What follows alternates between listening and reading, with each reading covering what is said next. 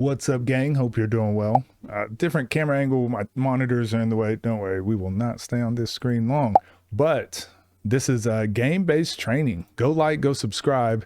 This is our guy. Workout with ex-NBA player Cavell Big B Williams. So this video, I had a conversation. I had a conversation with Daniel. He sent me a video and said, made improvements to my workout video following our late conversation. So I will probably be uploading this conversation for you guys that I had with Daniel. But if you remember, we reviewed one of his videos, one of his training sessions maybe a couple weeks ago. I was pretty harsh as per usual. I just say what comes to my mind without really filtering it. But he did reach out to me, to his credit, and wanted to give a little bit more context. And we had a great conversation. We have actually very similar training and coaching philosophies. And he actually was thankful for the video too, and just say the criticism, and would always work to continue improving. And that made me feel better, because I don't want to be putting my videos out and bashing the original creators, especially because we need more coaches, especially good, well-intentioned coaches. So please like and subscribe and go show some support. We're going to watch this and see what we get into. But if you look here, interestingly enough, main focus of the workout was to touch up on his finishing as well as some volume shooting. Cavell is 6'11" center, power forward who plays internationally, his experience playing in NBA, China, Belgium, Egypt, blah, blah, blah, all this other stuff. This to me is huge. Context for the workout. Main focus of the workout was to touch up on his finishing as well as some volume shooting. So let's get into it. This is one of the biggest things I'm trying to change in the coaching, training, online space. Give us some context. Well done, Daniel.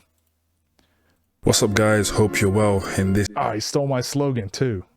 I love it. YouTube video, I'll be breaking down this professional workout with Cavell Big B Williams. Just a bit of context, Cavell is an ex-NBA player who has experience around the world, including China, Taiwan, Central and South America, the Middle East, which he came back from 2 days prior to this recording. This was actually the first time I'd seen him in a very long time, 5 to 6 months. I've actually been working with him for the past 2 years, helping him stay ready for each professional opportunity. Or cutting from the brown arc, catch, receive.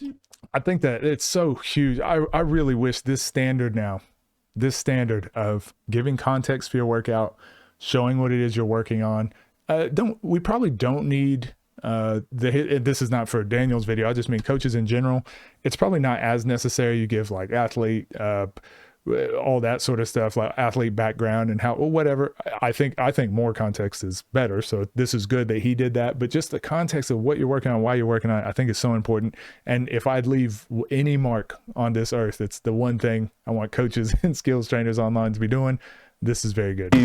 Going for extended finish, jumping outside of the red 2 feet, different angles. Good, excellent. So the main purpose of this workout is just to touch up on his finishing and oh, he goes into context of each drill. Bonus points. shooting. He is a bit rusty, which is something that I did notice. He also had a scheduled flight for the next professional opportunity the following week. After warming up with some micans, we're just progressing into game-like situations, slowly by surely. Cavell tends to go for these 2 feet extended finishes. He's now posting game scenarios. Floaters or layups in game situations of cuts. Guys, if y'all don't go, these are the types of videos we need to be pushing forward. When young players or young coaches or young trainers watch a video like this, they can now start to implement things themselves rather than just copying just to do it. This is very good. Or even sometimes pick and rolls. Here we're just slowly simulating those situations. 1, good. 1, 2. We're doing the same drill, but I've just added a slight tweak. Now if I say 1, he's coming off of 1 foot. If I say 2, he's coming off of 2 feet. Again, it's up to him if he wants to go for a float or a layup. Cavell likes an even distribution of block reps to read and react reps and live situations. Every now and then I may throw some unorthodox drills to get him engaged. So this is something we disagreed on for the right reasons. He is far more CLA kind of changing context and not context, changing confines of the drill, changing like different parameters, 1 foot, 2 foot stuff. This is where we're very different. But I think that's fine. That's just having a different, slightly different philosophy or building blocks of how we do a session. But again, when you add context of why you're doing something, it almost instantly makes the workout worth it, because you can always go back to the drawing board and change things. You can always grade yourself, but also other coaches or people that disagree can see like, oh, this is why they're doing that. Okay, I would have done it this way, but that's fine. Like, or I might steal that. And like I said, I took some stuff from his last workout where it's like, yeah, I'm gonna take that, and I'm probably gonna. When we had a conversation, I took some notes, and there's some things from him that I learned as well. Here then, top of the red, floater or finish, pretty much just dragging you around. Your pivot foot follows once I take it off. Look for a finish or looking for a floater. You can't move your feet again, so you can't reset your feet again. So you're facing me, yeah. Boom, hand on the ball, move along, just pivoting, let go, jump straight away. Yeah, but you can't refix. Is it? Yep, so you're here, boom, boom, boom. Once you let go, once I let go, looking to finish, extend the finish. Anywhere your body Yeah, anywhere where your body is, okay? Ready? Boom, dragging. Yep, go. Excellent. In this drill, we're just challenging how he finishes from different angles. He may not have the luxury of always facing the hoop. He might be in the post move or catching in the low post and may need to get the ball up into the air ASAP. As you can see, reps are not perfect. As a coach, it's important that you give concise information to relay on the right corrections. And then the next rep, boom, 1, 2, right. We're going for 4 makes in total, all contested. Good, 2 feet, good. Inside, outside all the time, inside, outside all the time. Again, now we're going for contested floaters. Again, all of these drills are pretty much things he wants to work on. There is a This is one thing he followed up in his our conversation. He said the previous drill or the previous workout he did with the other pro player, it was the type of workout he wanted to do. So you remember how I was very critical of like, this isn't going to make him better, and this isn't going to blah blah blah, and this and blah blah. That's just me missing context and assuming, what they say, assumptions make an ass out of you and me. Yeah, I was assuming, and I assumed wrong. And he's like, yeah, but this is what he wanted to work on. So now he's even putting that in there. Like, this is what he wants to work on. This is what we're doing. This is why we're doing it. little bit of emphasis on We're being spoon-fed greatness right now. his footwork inside, outside, just because we're going to progress. And the reason I like this, I feel like I can watch Daniel's video now and I can critique some things like, I think at this level, have you tried this or have you thought about this? And then he would very easily be able to be like, yeah, I know that, but the reason we did it was because, or I disagree, I actually think this is better. This actually pushes the conversation forward. I don't know if it's going to go viral, but I think this is something you can be proud of for a workout standing the test of time, and you can build your philosophies off of this, but you're also teaching other coaches and other trainers that want to learn underneath you. They can just watch these videos and learn. To drill into read and react counters. So if my training stick is up, he's going to step through for a layup. If not, he's continuing on with the skyhook. Nope. 2 minutes. 2 minutes. That's what it is. 2 minutes. Good. 1. Excellent. Nice. Good. 2. Excellent. 2 more makes. Up. Nice. Corner, elbow, top, elbow, corner. 5 shots mid-range, 5 shots threes. Always alternate. So mid-range 3, mid-range 3, mid-range 3, all the way around. Okay. Isaac, just make the pass to him. Yep. I'll get a rebound.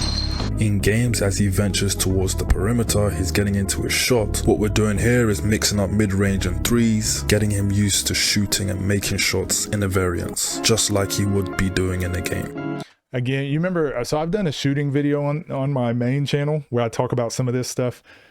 This is where I differ a lot from, again, I hate making everything like CLA versus traditional, but to me, this is just rep shooting, right?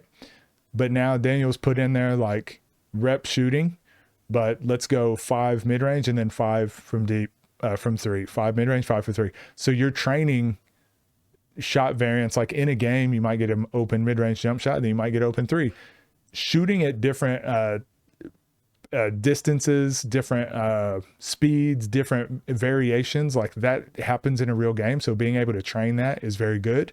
I don't think you should only ever train that. So it's like you can do all rep shooting, or you can do rep different distances, or you can do all variance shooting. But I think your workout, again, when you have the context of what you're trying to work on and why you're working on it, it just makes so much more sense. And it shows that there's some concerted effort to really focus on like what type of shots are we wanting to improve on, what type of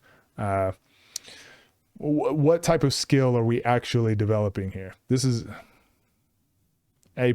The only other video I think we've seen that had this much detail is J-Law. You remember we watched that J-Law training video with Paolo Banchero, and he was explaining why he was doing things. We got to change this narrative online. This has to be the way it's done, I think. Here's a live situation. After the drive, he moves to the top and it's live 1 versus 2. We've given him the constraint of just only taking 1 dribble. These are all movements he makes in a game. He can pull up for the shot or he can go for the drive. And I also think it holds Daniel accountable too. I'm not saying every video you should have to, because this probably took a lot of work to go find clips and edit and add, but I do think it holds you accountable as a coach. If you can show why you're working on something and whatever, I think this improves you way faster. I don't know. I could be wrong. You guys let me know. 2, 4, 3, 1. As you notice, we made a slight adjustment to that first defender, so I just step in to play one-on-one defense against him, and Isaac is just helping with the training stick. 3, 2, 3. Now we're just looking at a live situation from the pick and roll going up against the help defender.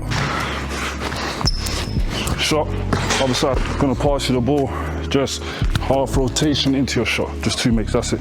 As is possible from the 45. Running short for time, we just reverted back to block reps for some of these movements that we needed to go through. Again, from all popular spots he takes shots from in the real game. This one's a read and react. He swings if my hand is on his arm, if not he shoots. And then we just finish off with 3-point shots, followed by 5 in a row free throws. Thanks for watching this workout, and if you enjoyed it, please do. Guys, please go support our guy. Go like, go subscribe. This was awesome.